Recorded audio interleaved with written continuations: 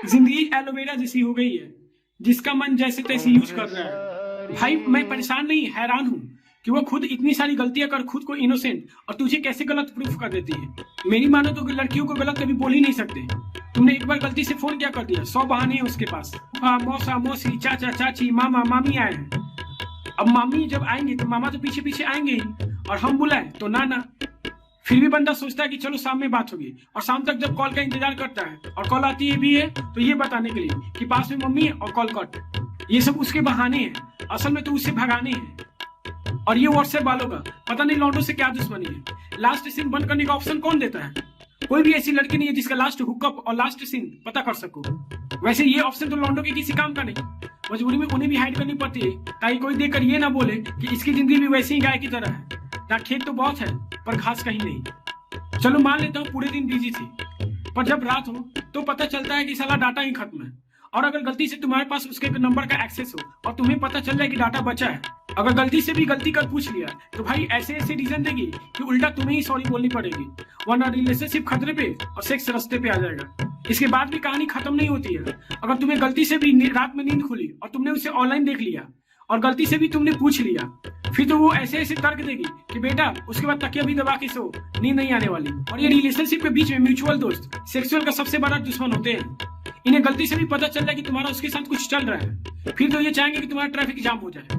और ये लड़की है बॉयफ्रेंड की बातों पे कम और दोस्तों की बातों पे ज्यादा विश्वास करती है। एग्जैक्ट 12 बजे रात को कौन विश करता है अपने दोस्तों को, और तुमने अगर गलती से पूछ भी लिया फिर वो ऐसे ऐसे तर्क देगी कि तुम मानो उसके कुत्ते और दोस्तों दोनों से भी बुरे हो।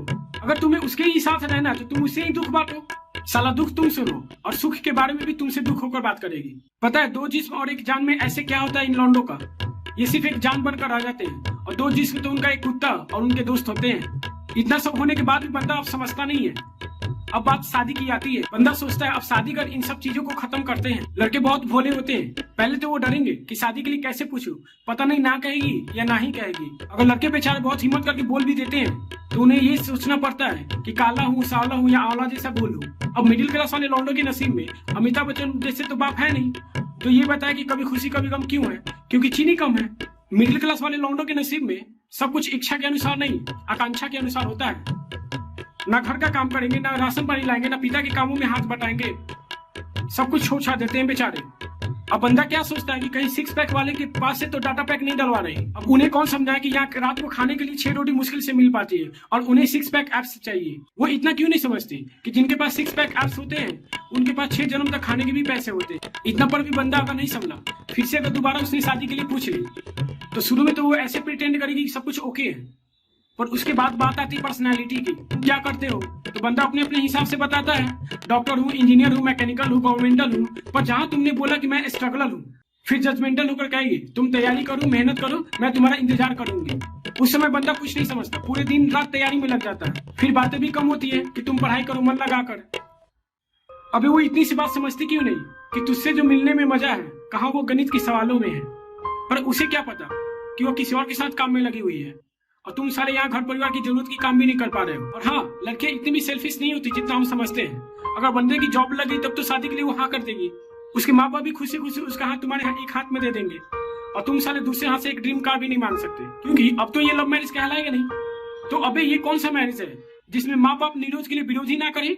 पर अगर बंदे की किस्मत खराब हुई और जॉब नहीं लगी, फिर तो वो तुमसे दूर जाने के उतने बहाने देगी जितने अरिजीत सिंह के गाने में बहाने नहीं होते। उसके बाद तो अब ना वो ना कहेगी और ना हाँ कहेगी। अब बेटा तुम लटके रहो, वैसे चाहती तो वो भी नहीं। फिर आता है रिलेशनशिप का द एंड। फिर तो वो बार बार यही बहाना देगी कि उसके मम्मी पापा नहीं मान रहे हैं और वो अपने मम्मी पापा को नहीं छोड़ सकती। तो क्या वो जिससे शादी करती है उसे जमाई राजा बना के रखती है?